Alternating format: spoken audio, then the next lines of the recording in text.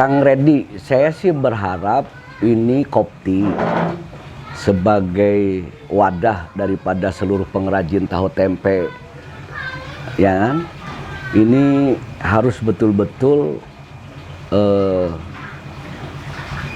menjadi pelopor ya untuk bagaimana meminimalisir persoalan. Yang pertama adalah pengadaan kedelai yang bahan baku, yang sampai saat ini aja Kopti masih susah ngedobraknya kan. Ya oke.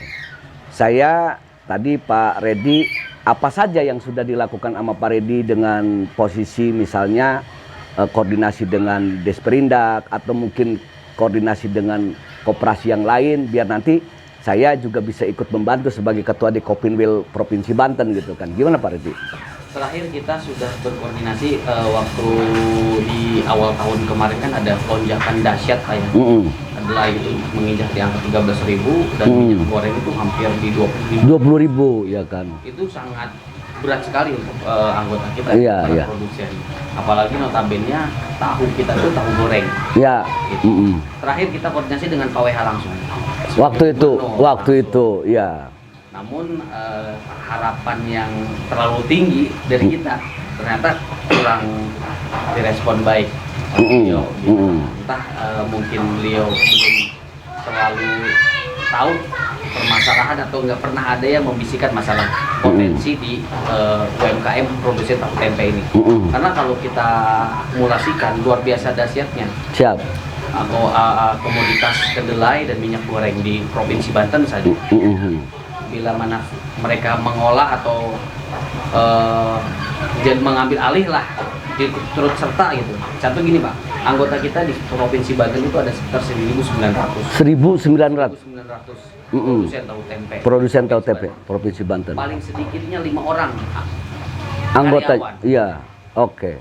Ya, tinggal dikali aja 1.900 kali 5. Iya udah. Ini SDM yang saat ini di saat pandemi ada pengurangan pengangguran di mana-mana. Ya. Kalau kita stabil Pak, iya. Sangat mengurangi pengangguran. Betul. Ini yang saya sayangkan di pemerintah daerah yang kurang peka. Kurang peka ya, oke. Apalagi terkait komoditas yang di level pusat pun emang kembang kempis ya. Isu nasional lah kalau kedelai. Iya. Itu yang sudah kita tempuh melalui. Iya. Bapak kita yang paling tinggi. Iya. Di daerah ya. Iya. Nah, ini kan pemerintah Provinsi Banten ini kan mungkin membutuhkan semacam pencerahan atau pemahaman di provinsi mana saja sih yang misalnya intervensi pemerintah daerah terhadap para pengrajin atau produsen tahu tempe ini yang sudah betul-betul dianggap bahwa itu dari sisi pengelompokan dari sentra itu layaknya seperti atas itu, di mana itu Kang itu? Ya waktu saya seperti itu waktu tahun 2000 itu di Surabaya bahkan udah semi modern. Di Surabaya itu. Oh. Sidoarjo itu link kayak persis jadi dibagi klaster justru kayak di perumahan. Kayak perumahan ya kan? Oh. Jadi rumah di depan itu asri, di belakang pabrik itu. Pabrik udah nggak kelihatan. Tidak ada gangguannya. Satu polusi itu semua ya kemungkinan kan saya yang ajukan di pengajuan ke pemerintah itu dari dulu itu alat yang serba listrik semua. Serba listrik semua. Jadi tidak ada polusi, tidak ada artinya kebisingan, kotor. Yang disebut tahu itu kan bersih, Pak. Bersih betul. Nah, hanya karena istilahnya debu, polusi. Iya. Tapi kalau serba listrik semua, intinya kan tahu itu perebusan. Nah, kalau direbusnya pakai uap, kita kayak di ini, kayak tinggal nyolokin. Iya. Itu kan akan efisien. Iya. Nah, barangkali ada paradigma itu bayar listriknya berapa. Iya. Nah, saya ke sana presentasi sampai ke masalah kayu bakar. Kayu bakar sekarang 2 mobil berapa? 600.000 kali 30 berapa juta? 18 juta. Saya bilang bayar listrik 10 juta itu. Iya. Lebih efisien. Begitu. Efisien, kecepatan, higienisnya lebih dijamin segala macam gitu kan. Dan itu tinggal packagingnya seperti apa tahu itu ya. Nah, Betul. jadi kita punya ini sendiri. Dulu pernah ada program, makanya saya tuangkan lagi. Dulu pemerintah kota itu punya program, yaitu peremajaan atau modifikasi alat modern dari Jepang. Dulu saya sampai ke ruang pamer di Plaza Mandiri, di Gatot Subroto, diundang dari sini. Dan itu di Jepang itu, nah mereka sampai menciptakan alat yang begitu masuk kedelai keluar udah tinggal makan. Nah itu. Nah berapa harganya waktu itu? Saya didatangi dari Kemendag, langsung ke sini. Ya udah katanya itu direalisasikan aja ke Pemkot itu. Pas dulu Pak Pakih kalau nggak salah apa ininya. Nah itu udah direalisasi. Masalahnya harga satu unitnya itu kan 5M. Jadi harus dikolektif. Saya bilang nggak bisa terlalu seperti itu. Kita modifikasi cukup dengan satu. Pemkot ada keinginan bawalah ITB untuk menciptakan uap listrik. Dari ITB aja sederhana, harus MM-an kayak gitu. Nanti begitu ini, nah speknya gimana? Itu udah ada di sini. Kalau saya bilang teko kecil yang ukuran 5 liter itu diakumulasikan jadi 500 liter. Nah tinggal bikin elemennya itu. Dan itu pasti murah. Gitu. Iya betul. Nah tinggal panggil ITB. Kang, itu waktu Akang ke Surabaya, Akang nanya nggak kalau alat-alat di situ tuh itu diproduk dari luar atau mungkinnya produk pembuatan dalam negeri? Dalam negeri, yaitu dari PT Tristar yang buat. Jadi kita nggak perlu kesulitan. Nanti kalau Banten ada harus barang dari luar segala macam, enggak. Jadi Indonesia pun sudah bisa memproduk. Termasuk saya sendiri juga udah bisa menciptakan alat tersebut. Otomatis istilahnya yang dari air. Gitu. Tinggal kita mengembangkan berapa sih elemennya. Sebetulnya saya juga udah bisa menciptakan itu. Cuman yang kita belum bisa itu yaitu berapa sih kumparan elemen yang digunakan untuk untuk air sekian ya. Oke. Saya sih sangat interest ya terhadap situasi dan kondisi seperti ini. Mudah-mudahan dari pertemuan hari ini, karena memang posisi saya sebagai Ketua Dekopin Wil ya kan, Provinsi Banten, ya saya punya tanggung jawab moral juga nih untuk bagaimana memberikan bantuan kelancaran terhadap apa sih yang menjadi kendalanya dari semua ini. Banten ini kan udah berdiri hampir 20 tahun lah ya. Artinya harusnya sih sudah go gitu kan terhadap posisi kebutuhan daripada pengrajin sentra industri ini. Insya Allah kan nanti saya ini kan, cuman nanti saya minta ke Pak Redi dan dibantu sama Akang segala macam. Saya perlu diupdate apa-apa saja menjadi kendala dan harus dikerjasamakan dengan siapapun. Nanti kita mungkin akan coba kirim permohonan audiensi dengan DPRD provinsi, khususnya Komisi 2 lah ya, agar mereka juga bisa memberikan langkah perencanaan ke depan seperti apa.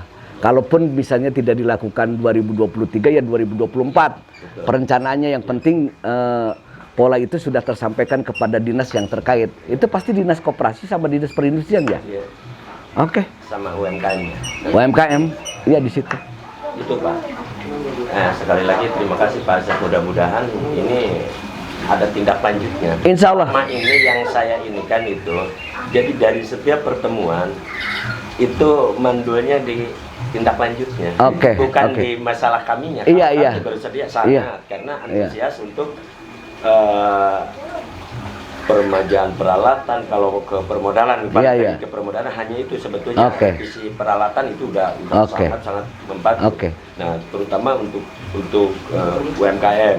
Nah untuk koperasinya yaitu fasilitas untuk satu ya mungkin kita butuh yang disebut fasilitas untuk distribusi kedelai aja, distribusiannya yang lebih optimal. Dan memang kita juga dari dulu memohon itu bukan untuk individu, saya bilang ini untuk koperasi, untuk kita jualan di pasar. Oke. Itu yang harus Oke. diperjuangkan. Berarti yang pertama adalah persoalan kedelai yang memang selama ini kita masih punya kesulitan lah dari sisi harga ya kan. Selisih. Ya. Selisih karena memang harusnya kan kita punya privilege langsung lah kan dari distributor. Kalau minyak sudah stabil lah ya sekarang ya. Nah, itu minyak, dan kita yang melaksanakan kemarin sudah mendaftar, emang atas ini beliau juga ya, artinya sudah dipandu sama Polda. Waktu sangat kesulitan pun kita juga berterima kasih atas bantuan baik moral daripada masalah subdit ekonomi dari Polda. Oh iya. Satu pernah kejadian itu minyak kedelai yang ada, beliau pada membantu ke kita. Oke. Makanya sekarang tinggal Pak Haji menindaklanjuti kita baik dari STS, kenapa sih nggak langsung dari Wilmar? Kami sudah buka DO sendiri. Nah, kalau dari STS itu kan D1. Nah, kenapa sih kita nggak bisa ngambil dari Wilmar langsung? Ya. Jadi saat ini pun kita dari STS, Pak Haji, kita bisa ngejual sama dengan dari toko, seperti toko Apiat, toko Cilame. Tapi kalau kita langsung dari Wilmarnya, kita bisa ngisi Apiat sama Iya. Kopti, oke.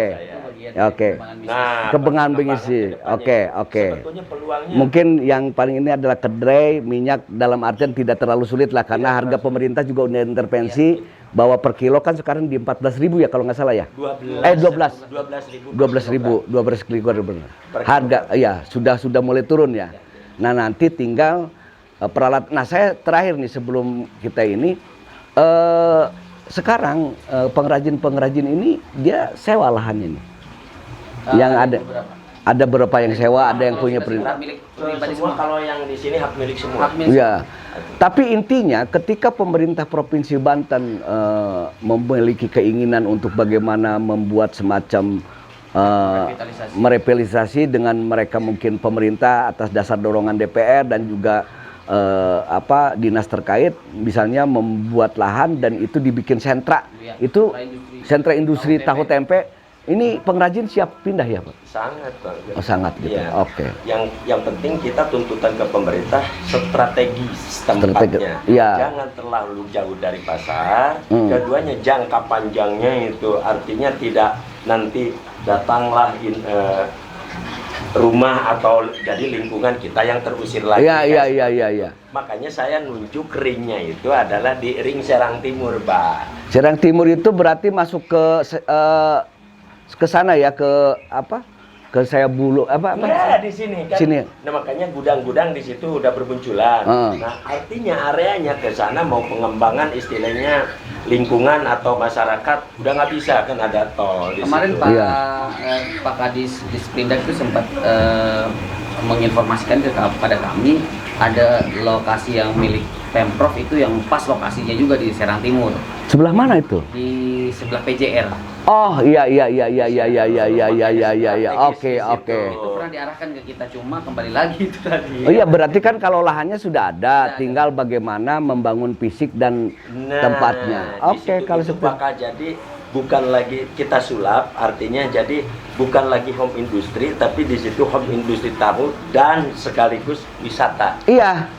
Bakat. Karena ringnya, Pak. Iya, betul. Bakal panjang ke sana ada ini karena udah ring tol. Iya. Nah, adapun kemarin saya sempat menjawab, itu kan polusi, Pak. Nah, saya bilang panggillah bagian industri. Ciptakanlah energinya listrik. Jangan pakai supaya ini. tidak berpolusi itu. Terus dari limbah, panggillah LH, saya bilang. Di Sidoarjo itu manfaatnya yang namanya limbah tadinya dicibir, tadinya terhina, sekarang malah jadi anugerah. Karena apa? Gak beli gas satu lingkungan. Karena gasnya dari situ. Oh, itu di Sidoarjo, Pak, yang ada. Jadi semua tidak ada yang mubazir. Justru gas dan gas, padahal itu dikelola. Kalau yang benar dari LH mengelola, itu malah jadi. Oke. Berarti lingkungan hidup, Desperindak, dinas koperasi ya kan kumpul di situ. Barulah akan terselesaikan. Tanah udah nggak ada masalah kalau memang di situ ada ya kan. Kalau semua di situ muaranya di situ kumpul, lah 5 jari lah. Iya. Gitu, Pak. Jadi tidak ada yang sulit sebenarnya kalau ada kemauan. Iya. Dan rasanya kalau produksi tahu itu hanya punya kayak macam ini, oh tahu Sumedang gitu kan. Karena memang dulu bentuknya di Sumedang tuh seperti itu.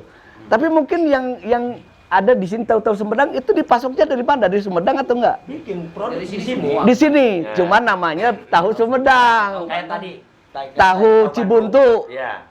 Produknya mah di sini. Di sini. Cuman caranya sama dengan di sana. Iya.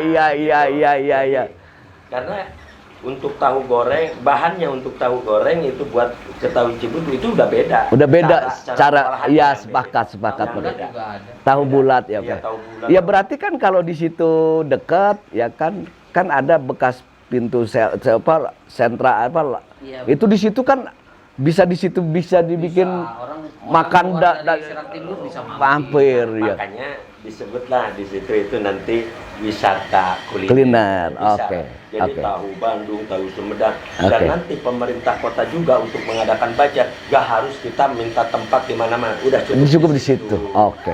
Spesial tahu. Oke. Udah lengkap di kita, Oke. Pak. Tahu goreng, tahu sutra, tahu Sumatera, Udah. tahu Iya. Long, Tahu. tahu Bandung, tahu Iya. Jambi. Kita Iya. udah tercover Iya. semua. Makanya kenapa kita bisa jadikan wisata religi? Iya. Wisata Iya. industri. Iya, Itu sepakat. sebetulnya udah buka pergi. Oke, Kang. Ya, oke. Makasih, Kang. Mudah-mudahan. Pak Reddy, bahan makasih. kita- Ini insya Allah ya kan. Tadi juga saya udah telepon Kepala Dinas Desperindak untuk bagaimana melakukan kerjasama dengan Inkopol untuk bagaimana kelancaran itu. Baik, ini menjadi kesan yang sangat sangat membuat saya ini menjadi lebih mendalami gitu kan, karena selama ini saya belum pernah melakukan pendalam terhadap bagaimana menengok langsung industri di sini, dan saya harap pertemuan kita ini juga nanti kita akan sampaikan bagaimana intervensi badan usaha milik daerah gitu kan, karena ini juga menyangkut ketahanan pangan. Betul. Saya dari kecil itu tidak pernah lepas makan tempe sama tahu gitu kan, karena itu salah satunya makanan yang dianggapnya sederhana tapi gizinya sangat tinggi gitu kan. Baik, terima kasih Pak Reddy, Pak Ojang ya kan. Demikian teman-teman semua, mudah-mudahan saya dengan kru belusukan ke sentra industri tahu ini bisa memberikan motivasi dan juga bisa mengangkat aspirasi daripada teman-teman kesulitan terhadap bagaimana peralatan, juga bagaimana